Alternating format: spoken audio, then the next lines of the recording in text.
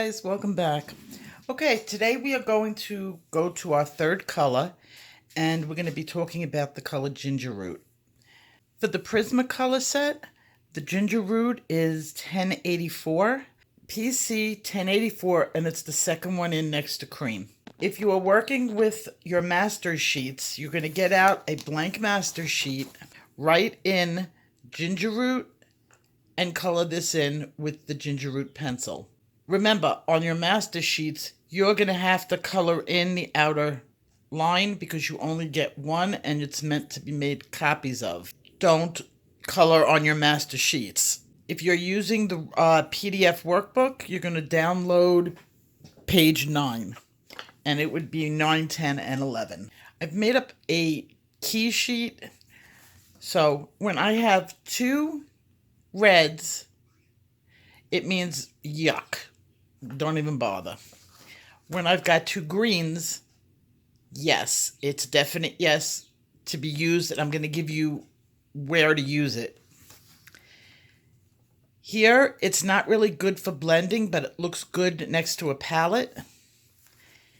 And on here, it's good for blending, but not for a palette. I have some examples of why this is exactly the case. So I'm going to keep that here so you could see my sheets and the key.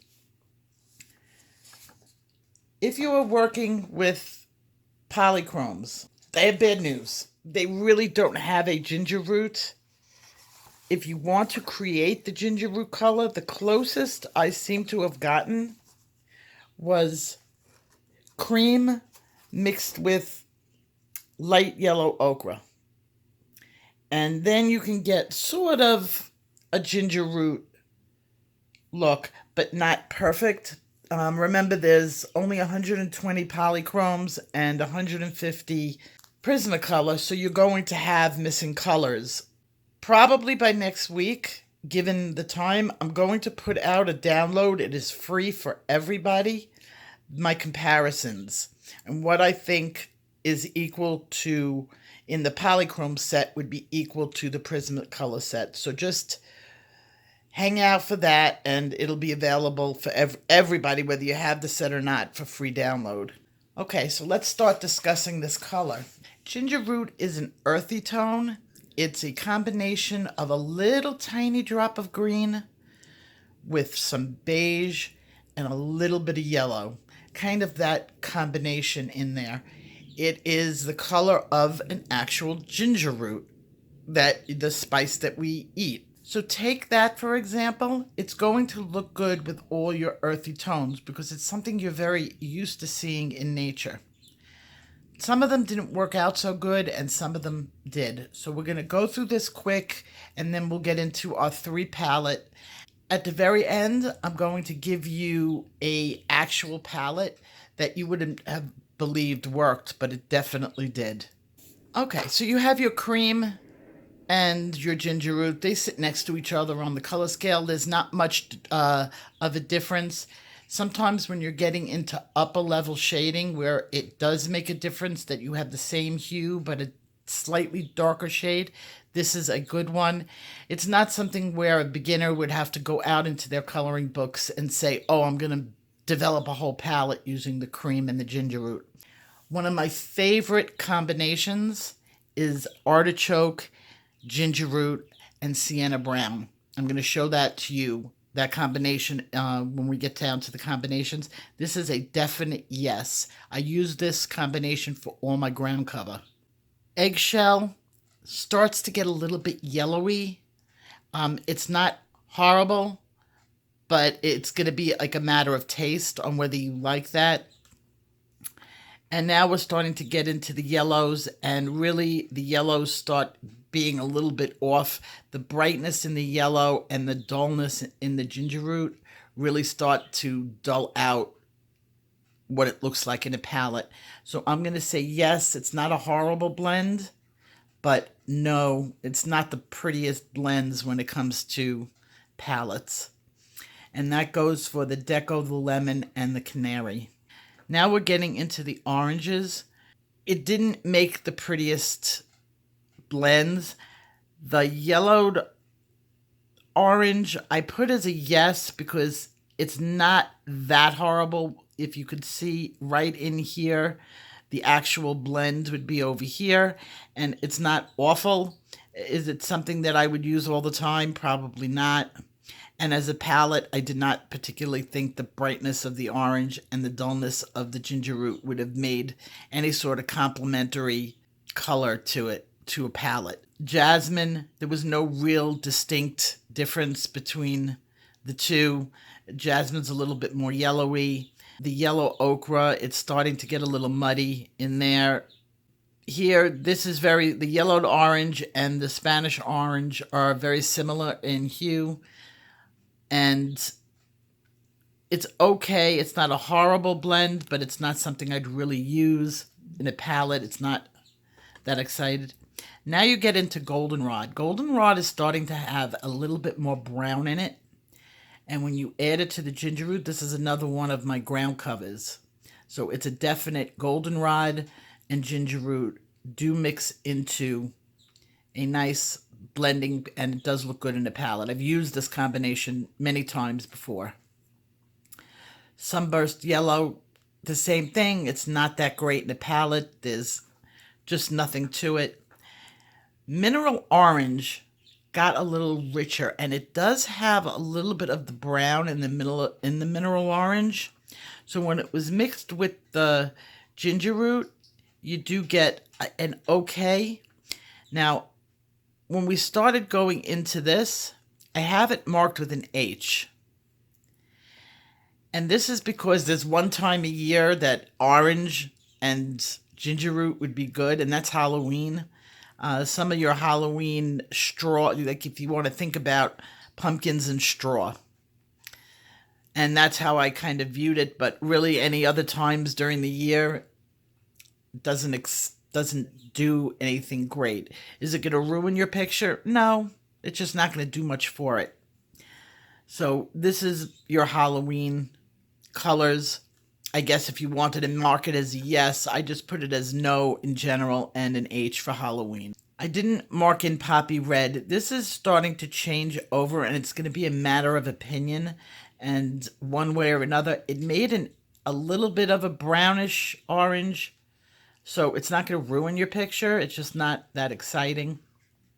But when you start getting into your carmine, they don't make great blends, but they definitely do make a flower palette. So when you're getting into all your reds from your processed reds, this I thought was very pretty in a flower, and that's your processed red, your magenta, your pomegranate, your crimson lake. And so we really have good palettes, and up here we start to get into the good blends. Mulberry, it runs the same. They're all in the red family. And we got some of the pinks. Now, when you start getting into the blush pink, the pink rose, the deco pink, deco peach, light peach, these are skin tone colors. If you're going for a skin tone that's a darker skin tone with a yellowish undertone, this would be used in a combination. So it does have its purpose now in nature and in light skin tones. Well, a medium skin tone. It wouldn't be a light skin tone, but it would be like a medium skin tones. So those are your two purposes for this pencil. Rosy beige did nothing. It didn't blend out well. It created pure mud. Clay rose, you're starting to get into some of your mushroom colors. Now that's an earth tone, and you have the okay for anything having to do with a mushroom. And that ran you all the way through your Parma Violet. It doesn't make a very pretty blend. If you could see, it kind of really muddied out right in here. But it is an earth tone because the Parma Violet and the ginger root can be found in a garden, in flowers.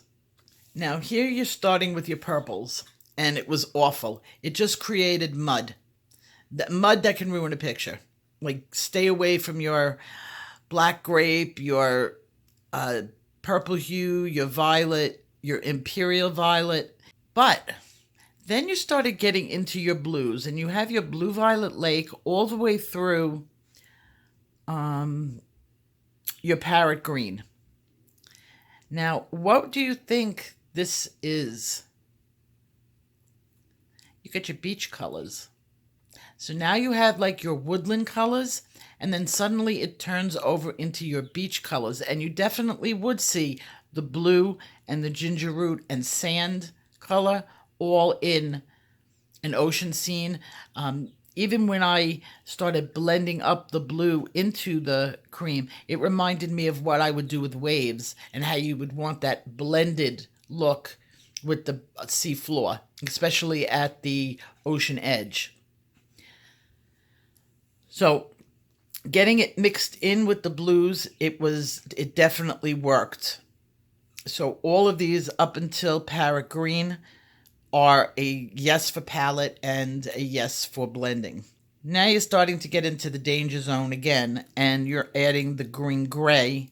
As soon as you started adding that gray, although it worked out for a palette, it's not something that I would choose to create a picture or form a picture around, but it wasn't awful. And the yellow chartreuse, it's just too much yellow in there with the brown, and it just didn't go. But you start getting back into your greens. And your greens definitely work. It's earthen. And it starts to get into your muted turquoise down here. And your peacock green. Definitely have a good match there. You can use this in leaves. Putty beige, it didn't do anything. I put it in as a yes because it's just not going to hurt. And maybe your upper level shading where you need it to be like a shade or two off from each other, that would work. And that's why I marked it in as a yes. Your umber, starting to get into more of your browns, and that definitely works. Until you get to your light grays. Your light grays, and that would be like your 10, 20, 30%, it's okay. It's not going to hurt your picture. But as soon as you started getting from 50% to 90%, you could just see the mud. Now, I didn't even put in my 70%. I skipped it. Not on purpose. I'm just noticing it now. But I already know if 90 didn't work and 50 didn't work, 70 is not going to work. So it just became an ugly color mud, something that you would see on a barber floor where everybody's just mixing in different hair colors and it turns to mud. Your cool gray starts to get in with your blues. So it was okay with your cools. Some of these I forgot to put in, but I already know it's going to work. And then you get into your darker cool grays. And even though it looked okay in the light, as soon as you hit your 70% through your black, it turned muddy. It was too overwhelming for the color, for the ginger root. It was way too overpowering, and you just got nothing but mud. Remember, there has a lot of yellow in ginger root, so you're going to not have a very good mix with grays. Now you're getting into your French grays, and the French grays really reacted weird. You have the very light ones, or the 10%, being okay. It's no worse than your putty beige. Okay, it's nondescript. It's like this. It didn't do anything, but it's not going to hurt your picture. And then you start mixing in your French grays. Now, the 20% and the 30%, it just started looking muddy. It's not attractive. Is it awful? No, because it's earthen. Is it something that I would put on a picture that where I want my colors to pop and be out there? I would say no, not really. I wouldn't choose this. But then you got into your darker grays. And where your darker grays just looked, your darker warm gray and your darker cool gray looked awful with it. Now you're getting into your French grays. And a lot of people ask me, well, where is the difference between your grays? And here's a perfect example of it working, and how the French gray does not react the same way as your cool grays. When it came to this, the French gray is made, the colors blend with earthen tones. That's what this gray is used for. So you're going to get into your mushroom, your French grays, and it's funny because a lot of the houses here are done in ginger root and French gray in Las Vegas as a desert type of color. Not particularly my favorite, but then again, I think all the color houses in Las Vegas are kind of ugly, dull. That's what you have. Now you get into your slate gray. Your slate gray is a blue gray, and I didn't put a mark in there. It's going to be a matter of taste. I would definitely use the slate blue or the slate gray in a ocean scene. So I guess it would be a yes and a yes. Is it my favorite blend? Not really. The actual color that the ginger root and the slate gray made was not particularly attractive. So I guess if we want to make this official, I would say no for the blending and yes for the palette in certain circumstances. White, it's just nothing. Silver is definitely a no. Metallic gold is a no. But I did find it surprising that when I mixed it with the bronze, I sort of got an artichoke color. So here is where we might have found where they created artichoke. And you've got your bronze, your ginger root, and it just gave that little metallic-y look to it. And I would definitely say this is a yes. Now, as I've told you before, neons do not really blend well with anything. It's always a no. I didn't put in my pink. I would say this is a no. And the palette itself is not particularly attractive. They're specialty pencils. They're used when you want something bright, when you're working on black. They complement the same color. Like you could put the pink with the pinks to make a highlight. So they make good highlights, but they're pencils that you do something with. They're like tools. You create something with an object with these colors. And now I'm up to the palettes. Okay, down here I've started getting into my 3 color combinations, and I did find some that really worked well and some that didn't work very well. So I started out with this one being Prussian green with spring green and the ginger root, and I definitely got a very grassy feel. It worked. Now the next one is the muted muted turquoise and chartreuse. And it did work. I don't know where you would use this. Maybe a circus tent, a circus colors. It wasn't awful. Put it to you that way. It wasn't awful. Was it my favorite? No. Would I use it? Probably not. Then I tried it with the reds, and I got a raspberry and goldenrod combination that was very pretty. So this is definitely something I would use. I would think toadstools. We do a lot in a lot of the books. We are mixing into our mushrooms.